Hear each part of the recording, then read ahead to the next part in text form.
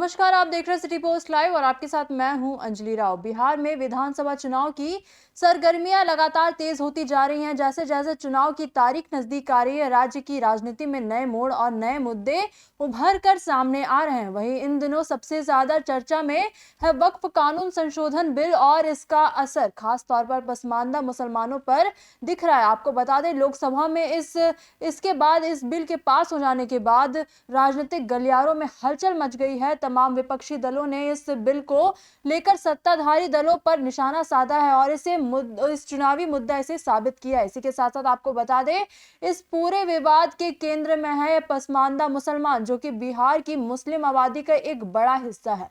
राज्य में कुल मुस्लिम आबादी लगभग 1.77 करोड़ है, जिससे आपको बता दें जिसमें करीब 70% पसमानदा मुसलमान है। इसी के साथ साथ आपको बता दें, ये तबका सामाजिक और आर्थिक रूप से कमजोर माना जाता है और लंबे समय से खुद को मुख्य धारा से कटे होने का अनुभव करता रहा है। यही वजह है कि अब जब वक्फ संशोधन बिल के बहाने यह तबका चर्चा में आया है तो सभी सियासी दल इसकी तरफ आकर्षित हो रहे हैं। वही आपको बता दें, राजद नेता तेजस्वी यादव ने इस मुद्दे पर आक्रामक रुख अपनाया है। उन्होंने खुले तौर पर कहा कि अगर उनकी सरकार बनती है तो वक्फ कानून को रद्द कर दिया जाएगा। उनकी सहयोगी कांग्रेस भी पसमानदा मुसलमानों के मुद्दे को लेकर एक्टिव दिखाई दे रही है। वही आपको बता दें, AIMIM के पहले से ही आपको बता दें इस तबके को लेकर अपनी राजनीति कर रही है। वही मुख्यमंत्री नीतीश कुमार और उनकी पार्टी JDU के लिए यह स्थिति थोड़ी जटिल हो गई है। उन्होंने लोकसभा में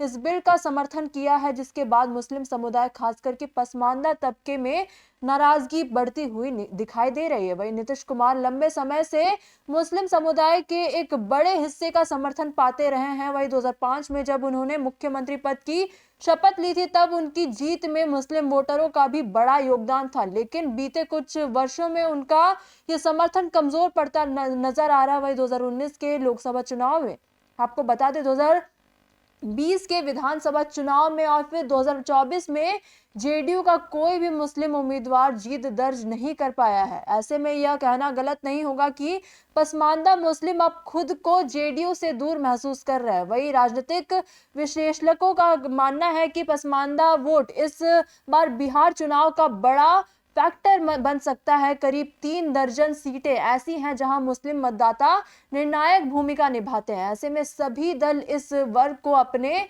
पक्ष में करने की हर संभव कोशिश करने में लगे हुए हैं। वही सियासत अब सिर्फ जातीय समीकरणों तक सीमित नहीं रह गई है, बल्कि पहचान, प्रतिनिधित्व और सामाजिक न्याय जैसे मुद्दे भी अब प्रमुख भूमिका निभा रहे हैं। वही बिहार चुनाव में पसमानदा मुसलमान किसे अपना समर्थन देते हैं, यह आने वाले समय में साफ होगा, लेकिन इतना तय है कि इस बार यह तबका सिर्फ एक वोट बैंक नहीं बल्कि चुनावी फलक पर एक निर्णायक शक्ति के रूप में उभर कर सामने आ रहा है। तो फिलहाल इस खबर में बस इतना ही। आगे खबरों के लिए आप बने रहिए सिटी पोस्ट लाइव के साथ। आपका धन्यवाद।